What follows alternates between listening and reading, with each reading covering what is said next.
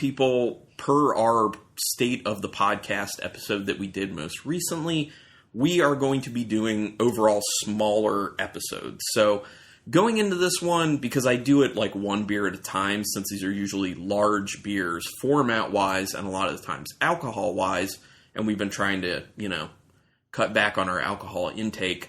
I'm recording one at a time, so right now I'm planning on just doing maybe 2 beers for this episode, but I may change it up and decide to do 3. Definitely not going to be doing 4 anymore, though, because we're definitely cutting back on this stuff. So I do want to say up front, I have not had enough sours on these episodes, I don't think, because those are primarily the things that the brewery does. It's bigger barrel-aged beers, and then it's their sour arm, Bruery Terroir. Now, going into our second year of Hoarders, we actually decided to opt to not do the straight-up brewery one that we were doing before, where we were primarily getting the included beers for our initial membership fee, just barrel-aged bigger beers.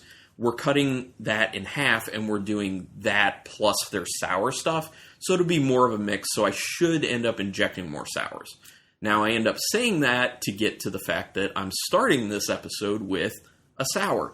And I don't think this one is a Hoarders exclusive. So they're not always going to be Hoarders exclusives, but this one just sounds so interesting. And I've been wanting to get to it. And I really wanted to make sure I did it on the podcast because it could be interesting, intricate, amazing. Hopefully, we'll see. So in a 750 milliliter bottle, it is 9.9% alcohol. So nothing crazy, but I guess for a sour that is, on the higher ABV side. This one's called Cucumber Aku Aku. It's a rum barrel-aged tart saison ale with peach, pineapple, cucumber, lime zest, and mint. Now that sounds great. Let me say it again because that combination, it's a lot, and that combination sounds very interesting. Rum barrel-aged tart saison ale with peach, pineapple, cucumber, lime zest, and mint. I love the sound of all of those, but I also just don't know how they're going to come together in one beer, because that's a lot of flavors. I'm going to pour this. Ooh, I automatically smelled the saisoniness, and kind of like some rum, as soon as I pop that open. That kind of like spicy spice note that you get from the rum. It's pretty orangey. Yeah, it's real orange looking, definitely hazy, not like super, super hazy. Some bubbles hanging out, small, medium, and large, which that happens with sours a lot. Swirling it up. Woo! I definitely smell the cucumber. The cucumber is pretty present. It's not overpowering, though. I was wondering how that was going to come through, both aroma and flavor. It's definitely there. Oh, it's actually growing. Initially, I was like, oh, I smell all these other things too, and then the cucumber's kind of in check. It's actually getting a little stronger as I continue to sniff it. Yeah, it's got this citrusy note to it that is kind of like a lemon. It said it was lime. Yeah, I wouldn't be able to pick it out as lime. I would say probably more like a lemony smell. But that also just goes along with, the sourness of the tart saison. There's definitely like a spirit character to it, but it's hard to decipher exactly what it is because that cucumber's kind of throwing it off. Also, I'm definitely smelling the mint. So like the cucumber and the mint together, I feel is covering up a lot of stuff. I really hope that isn't at play in the actual flavor. Yeah, cucumber and mint are the strongest aromas for this. And then that like lemoniness and that kind of like spirit barrel smell. It smells interesting though. It almost comes off as having a little bit of like a chlorine type smell to it, which I don't think is like a defect or problem with the beer. I think it's just how these interesting ingredients are coming together. It's a little bit off-putting, but hopefully the flavor's not. Going in.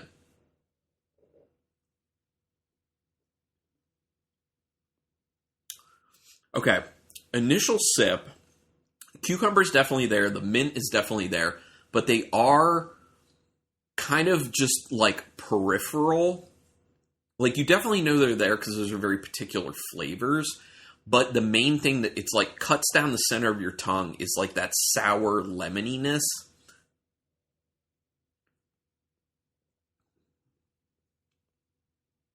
I'm trying to see if I can get like the pineapple or the peach specifically. It's just coming off more as like citrusy at the moment. But I do like what that mint and cucumber is doing to the beer. It's taking like those tart, kind of like sour, actually it's more on the sour end than tart. It's taking that like sour lemony note and it's kind of softening it by having those very interesting vegetal notes with the mint and the cucumber. And I kind of like that with it.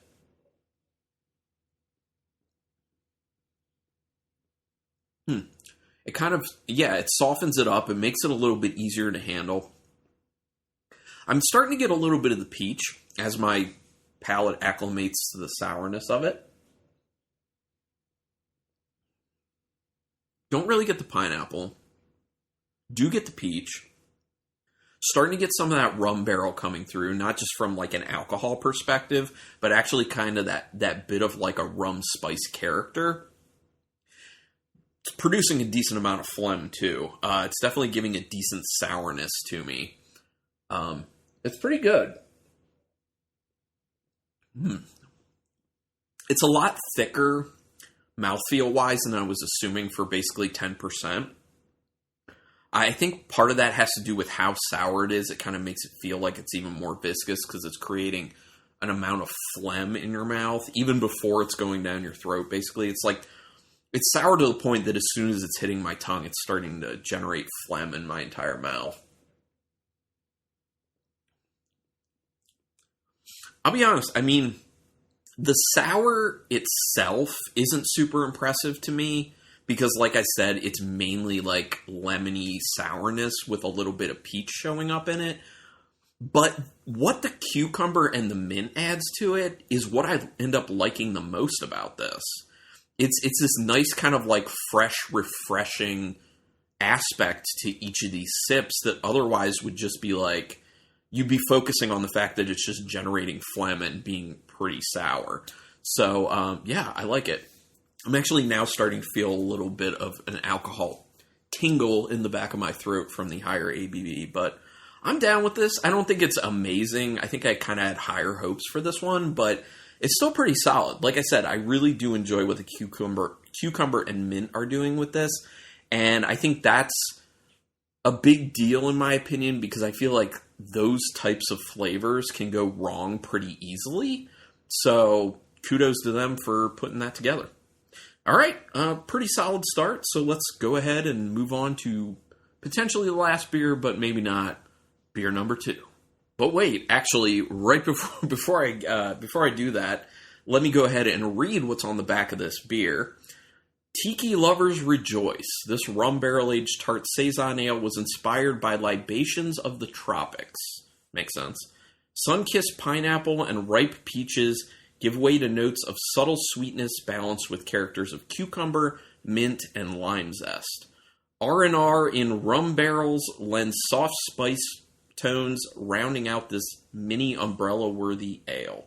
Okay, makes sense. Oh, and this isn't like an older bottle of beer either. Like this is a 2021 release, so it hasn't been aging in the bottle a long time. So anyway, okay, cool. Now let's move on to beer number 2. And that beer is called 2econd, and it's not with an S in the beginning, it's actually with the numeral 2. So, new spelling, online spelling, whatever you want to assume it is. So this one actually is a Hoarders exclusive. I want to try and make sure with these episodes I always have at least one Hoarders exclusive on it, if I can make that happen. I won't always necessarily be able to make that one happen, but in this case, I am doing that. So 2econd is a double barrel aged imperial stout with banana, toasted coconut, cacao nibs, and Tahitian vanilla beans. And the ABV is 17.6%. Obviously in a 750 milliliter bottle. And it has the wax top, so I already cracked it open before starting the recording. So I'm a little finicky with the banana flavor in things, beer being one of those things as well. So I don't know how I feel about it, but I mean, it's a Hoarders exclusive, so it should be decent at least. And I will say, a lot of the times, this saying that it's double barrel aged, a lot of the times they're reserving kind of like the double barrel treatment for like Hoarders exclusive or Reserve Society exclusive beers. So, just a thought. Anyway, looking at it, it looks very thick, very, very thick. When I swirl it up and get a little bit of a head to it, it's very brown. Swirling it around, lots of legs around the side. You can definitely tell it's very high ABV. I mean, smell this. Not much head sticking around, though, which isn't a big surprise for higher ABV beers. I definitely smell the banana. It's not crazy, though. It's kind of just like there a little bit. I'm definitely getting vanilla with it. I'm getting that chocolate from the cacao nibs. It smells a lot more restrained and soft than I assumed it would be. But it smells very dessert and decadent-like. Yeah, it's like a mixture of dark and milk chocolate, vanilla, a little bit of that banana. And, yeah. I think that's about it. It's kind of crazy how restrained and, soft it's smelling. All right, going in for it.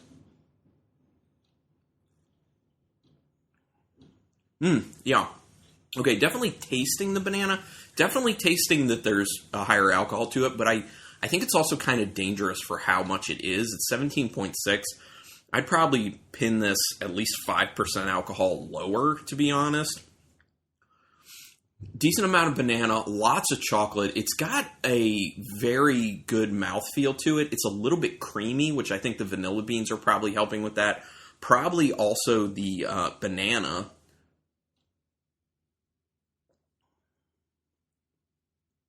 Am I getting the toasted coconut? No, not really. I think between the chocolate, the vanilla, and the banana, it's really destroying perception of toasted coconut. But as it warms up more, I could see that maybe it'll start coming through.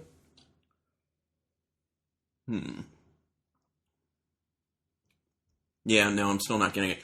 It is very sweet. I will say that. This is very much like a dessert type wine.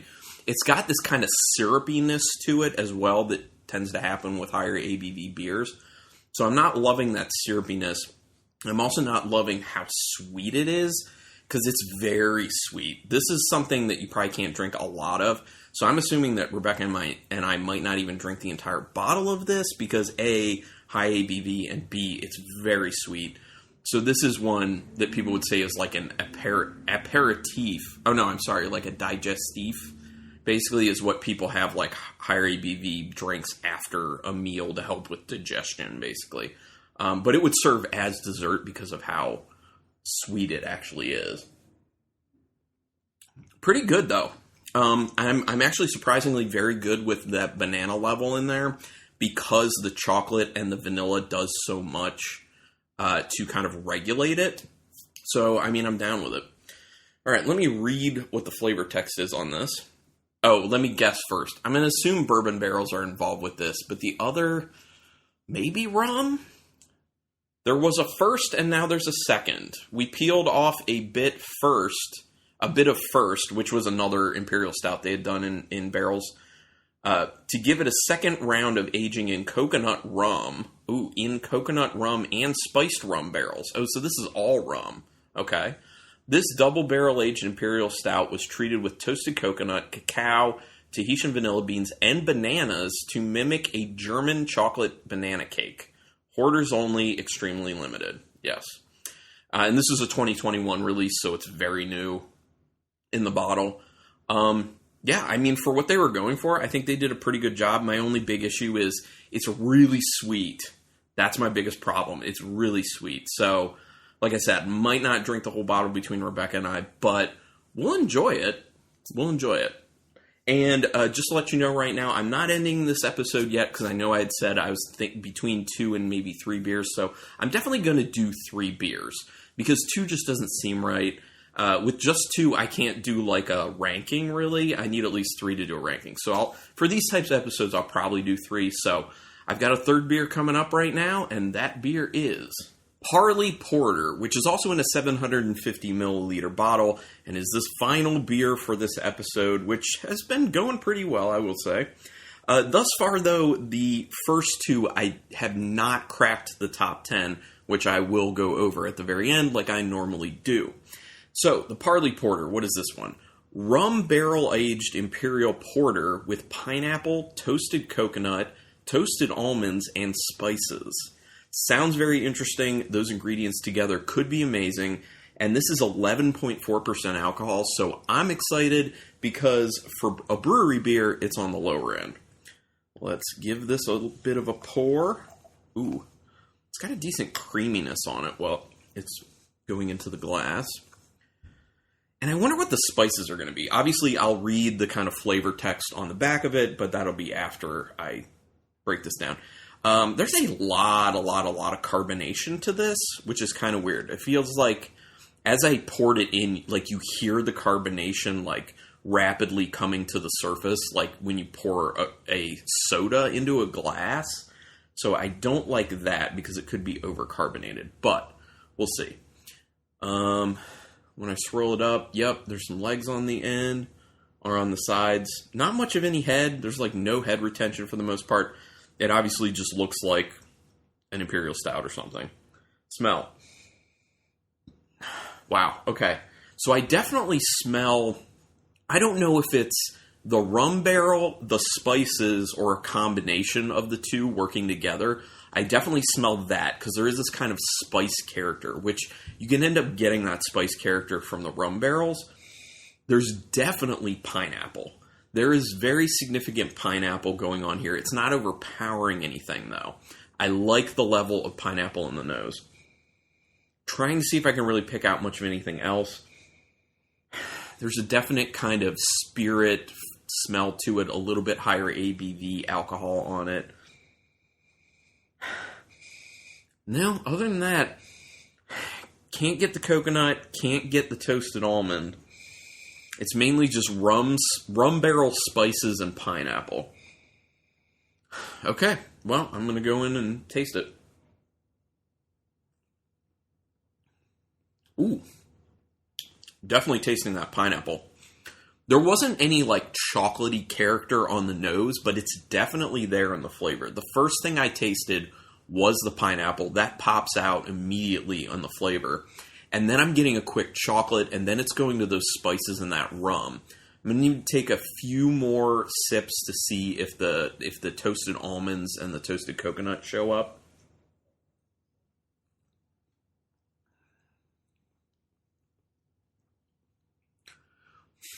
Can't say that I can really get the toasted coconut and the almonds, but there is a little bit of like that proteininess in the mouthfeel that is probably coming from the almonds.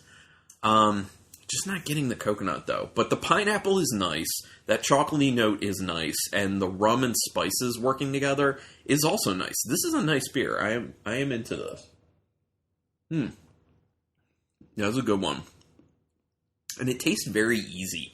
I think the pineapple adds a really nice fruitiness to this, because sometimes with some of their, darker beers, their imperial stouts with a bunch of stuff added, it can just be so decadent and so sweet. And I feel like the pineapple would cut through that sweetness because it's a fruitiness, but it's also, pineapple has a bit of an acid to it, and the acid can kind of cut through the sweet, which is really nice. So I'm digging this pretty well. I like that. That's nice. And at 11.4%, yes, please. All right, so let me read the flavor text on the back. Inspired by the spongy goodness of a treat from the tropics, Parley Porter mashes up all our favorite characters, reminiscent of Caribbean rum cake. Okay. This Imperial Porter was treated with pineapple, toasted coconut, and toasted almonds, plus a mingling of allspice, cloves, cardamom, star anise, cinnamon, and nutmeg. That's a lot of spices.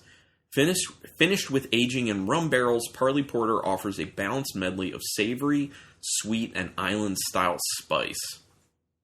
I can agree with that. it is nice. It definitely has this tropical feel with the way the spices and the pineapple kind of come together, and then that rum as well. Yeah, it's a very nice beer. I really do enjoy that one. Now, I don't think I like it as much as the 2econd. That 2econd was really nice, but this Parley Porter is pretty close in my opinion. So let me go over my ranking for this episode. As you can probably guess, my in the number 3 slot is the Cucumber Aku Aku, which is still a pretty good beer. That was the rum barrel-aged tart saison ale with peach, pineapple, cucumber, lime zest, and mint. Then my number 2 is the Parley Porter, the rum barrel-aged imperial porter with pineapple, toasted coconut, toasted almonds, and spices.